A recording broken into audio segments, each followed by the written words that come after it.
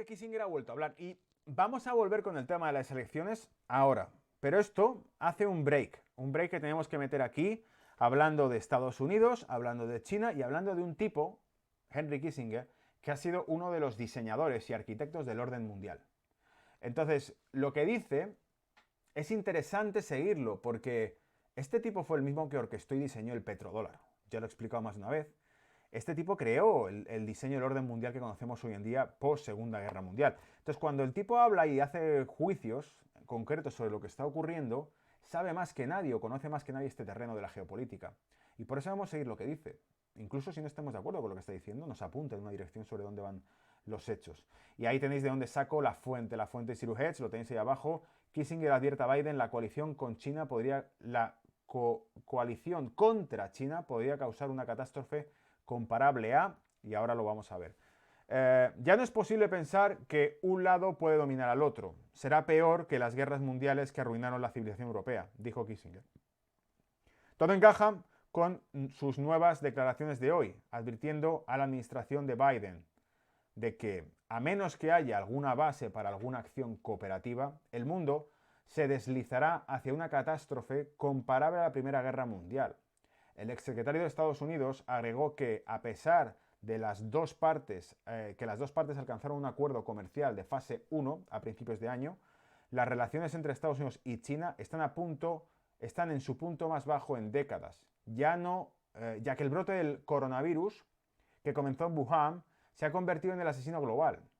Estados Unidos y China ahora cada vez más avanzan hacia una confrontación, se están dirigiendo y están conduciendo su diplomacia de una manera confrontativa. Estados Unidos y China nunca se han enfrentado a países de una magnitud que se aproxime, que sea aproximadamente igual al del otro. Es decir, Estados Unidos nunca se ha enfrentado con una potencia como China, ni China se ha enfrentado con una potencia como Estados Unidos. Es decir, son dos titanes chocando, ¿vale? Básicamente. Esta es la primera experiencia y debemos evitar que se convierta en un conflicto y, con suerte, conducir a algunos esfuerzos cooperativos. Básicamente, hasta aquí lo que está diciendo es, mira, si continúa en una línea de confrontación comercial y económica, y vemos que va a ser así, si esta trama ahí, desde luego, ha dejado claro que todo esto no habría ocurrido si no fuese por este incidente de un virus que, al final, insisto y lo he repetido, ya lo habéis visto en otras publicaciones que he hecho, termina el año 2020 donde el país donde se origina el problema es el único que crece. Repito, el país donde el problema se ha originado es el único que crece. El resto del mundo tiene que suicidar voluntariamente su economía, cerrarla. Han cerrado los negocios de Europa. Han cerrado los negocios de buena parte de América Latina y de Estados Unidos. Han cerrado voluntariamente, siguiendo directrices médicas para combatir un virus que se originó en China. Pero China se ha recuperado aparentemente de esa crisis. China crece casi al 5% este año, frente a la contracción brutal, nunca vista desde la Segunda Guerra Mundial, de las primeras potencias económicas del mundo. Dijimos un titular que comenté que había visto y que compartí en redes sociales fue: China saldrá reforzada de esta crisis como Estados Unidos salió de la Segunda Guerra Mundial. La Segunda Guerra Mundial terminó con una Europa destruida y con Estados Unidos como única potencia con industria intacta. Repito, Estados Unidos, cuando termina la Segunda Guerra Mundial, se convierte en la primera potencia porque es la única industria del mundo intacta. La industria soviética está exhausta por el esfuerzo bélico que había hecho. La industria europea está destruida porque han destruido Europa. Y por lo tanto, la única fábrica del mundo en ese momento es Estados Unidos, que ocupa parte de Alemania y Japón. Lo que estamos viendo ahora es que la industria, la poca que queda occidental, la actividad, la fuerza financiera y económica de Occidente queda cerrada por este motivo, pero China aparentemente tiene todo abierto y funcionando. Jaque mate, ¿qué más quieres? Está bastante bien explicado, ¿no? Bueno, voy a seguir con lo que dice Kissinger. Sin embargo, de manera bastante notable, después de los llamamientos de Hunt Paulson para que se reanuden las conversaciones de base amplia con China, al revisar algunas de las propuestas de Biden para abordar China, Kissinger instó a la cautela cuando se le preguntó sobre la idea de construir una coalición de democracias para enfrentar a Beijing. Kissinger ya está diciendo de qué lado está en esta historia, ¿vale? Creo que las democracias deberían cooperar donde sus convicciones lo permitan o dicten. ¿Qué quiere decir esto? Deberían cooperar donde sus convicciones lo permitan o dicten. Es decir, Deberían cooperar hasta donde puede la democracia, y donde la democracia no puede cooperar, sigue el negocio.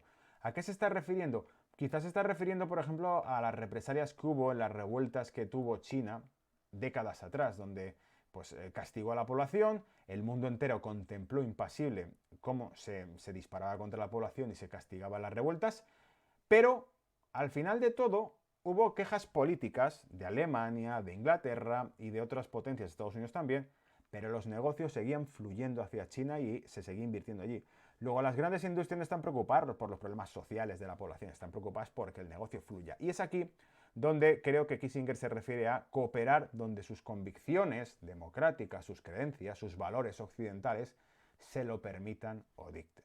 Más allá de eso, pues chico, el mundo es un negocio, ¿qué esperas? Creo que una coalición dirigida a un país en particular no es prudente, pero una coalición para prevenir peligros es necesaria cuando la ocasión lo requiera. Es decir, es que está hablando en código. Es no que nadie haga ninguna coalición contra China, pero chico, si acabamos en una confrontación directa y es la guerra mundial, pues oye, ahí sí se requiere. Ahí ya tendrá que elegir Reino Unido, Alemania, Europa en general, con quién están en ese conflicto. Primeras potencias de América Latina, México, Brasil, Chile tendrán que decir con quién se alinean en ese conflicto. En fin, veremos que ahí tendrá que haber una especie de polarización. Entonces, esto yo creo es lo que le estoy entendiendo. Para prevenir peligros es necesario cuando la ocasión lo requiera. Una coalición para prevenir peligros es necesario cuando la ocasión lo requiera. Japón, otras potencias, Australia, o sea, toda la zona del Pacífico donde está la actividad militar de China. ¿Qué pasaría ahí?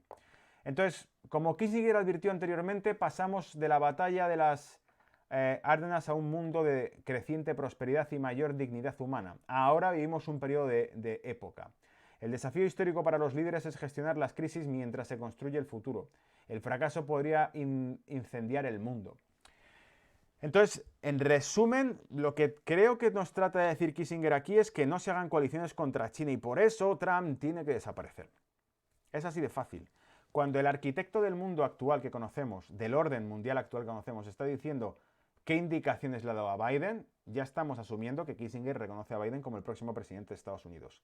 Sabemos, y lo hemos explicado muchas veces, por qué Donald Trump no va a seguir la línea de China, por qué Donald Trump va a entrar en una confrontación directa con China y va a decirle al mundo, esto es China.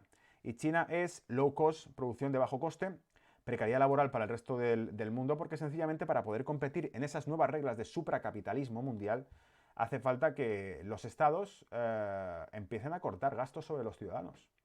Lo siento, la calidad de vida ya no podrá ser esa. ¿Por qué?